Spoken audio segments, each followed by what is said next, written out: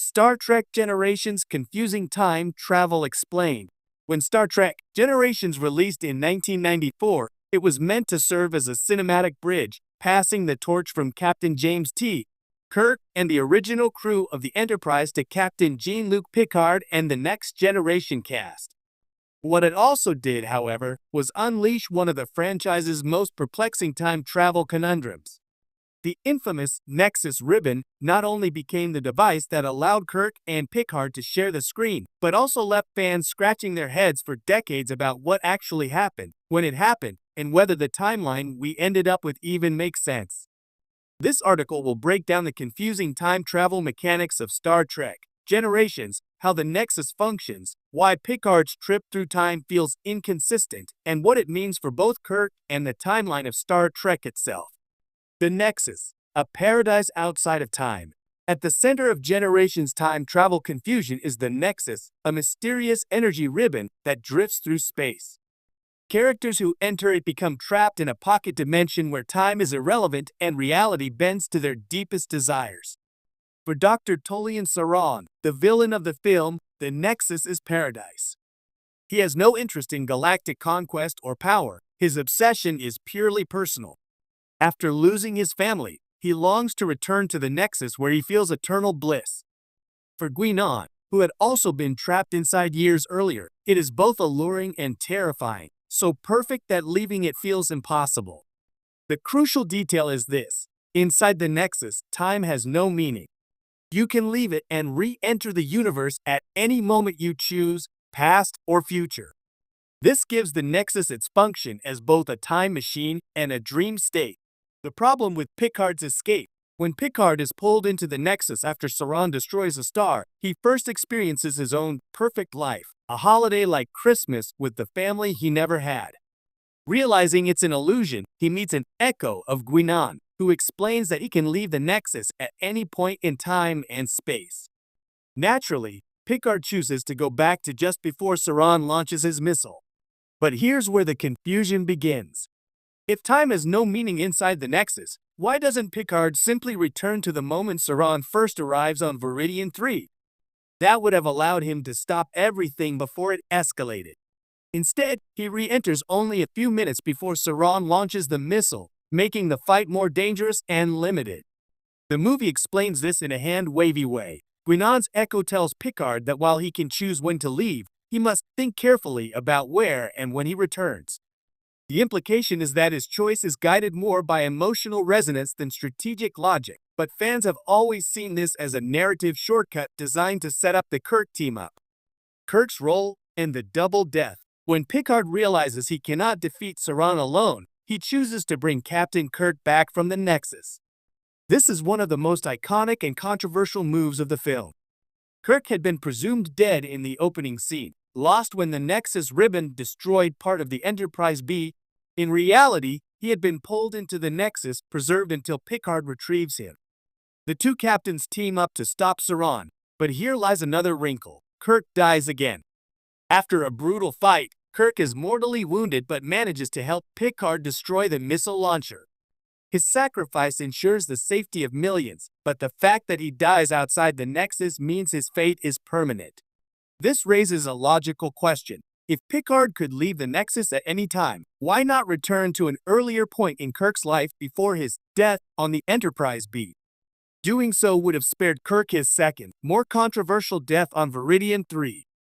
The real answer, of course, is storytelling necessity. The film needed to show a torch-passing moment that was final and irreversible. Still, it leaves viewers with a paradox. Kirk could have been saved indefinitely, but instead is condemned to die twice. The Nexus as a non-linear timeline. To truly understand the time travel mechanics, it helps to view the Nexus less as a machine and more as a timeless dimension. Here's how it works. 1. Once inside, you're outside linear time. You exist in an eternal present, reliving your ideal moments. 2. When you leave, you can return to any point in the timeline. But your choice creates a single linear reality, the one you rejoin. 3. No paradoxes occur, because the Nexus essentially overwrites events. Picard's return undoes the original sequence where Saran destroys Viridian 3's sun.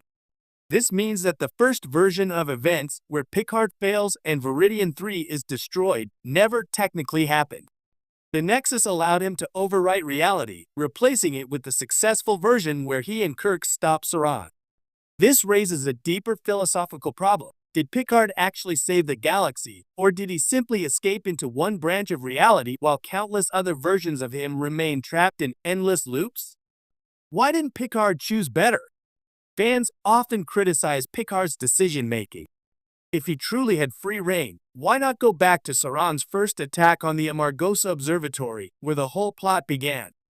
Why not stop him before millions of Romulans and Federation citizens died? The answer is probably thematic rather than logical. Generations wanted to emphasize personal choice and sacrifice, not omnipotent control. The Nexus wasn't meant to be a reset button, but a metaphor for temptation. Picard's struggle wasn't just about defeating Saran, it was about resisting the dream life he could have chosen for himself. By going back only to Viridian 3, Picard chooses the immediate fight instead of rewriting too much history. It's a compromise between fantasy and reality, and it ensures he pays a cost: the death of Kirk. A multiverse possibility. One fan theory that helps reconcile the confusion is that the Nexus doesn't just overwrite events, it creates branching timelines. In this reading, the failed timeline, where Saran destroys the sun and millions die, still exists somewhere. Picard, by leaving the Nexus, jumps into a new timeline where he and Kirk prevent it. This interpretation fits better with modern Star Trek storytelling, particularly after Star Trek 2009 introduced the Kelvin timeline and embraced multiverse logic. If true, it means Picard's actions didn't erase Saran's victory in one reality, it just gave birth to another where the heroes succeed. The emotional core beneath the confusion. For all its time travel puzzles, Generations wasn't really about physics. It was about legacy, mortality, and the choices we make in the face of temptation. Picard's Nexus fantasy reflects his longing for family. Kirk's reflects his inability to let go of adventure. Both men must reject eternal paradise to embrace a mortal, imperfect reality where their actions still matter. That's why Kirk's death, though divisive, holds weight. He chooses to spend his final moments saving lives, not basking in illusion.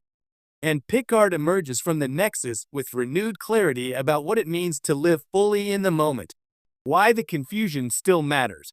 Even decades later, fans continue debating Generations' time travel logic because it highlights a recurring Star Trek challenge. How do you tell deeply human stories with science fiction concepts that don't always hold up under scrutiny? The Nexus is one of the franchise's most unique inventions, but also one of its most vague. Is it heaven, a wormhole, a time machine, or all three?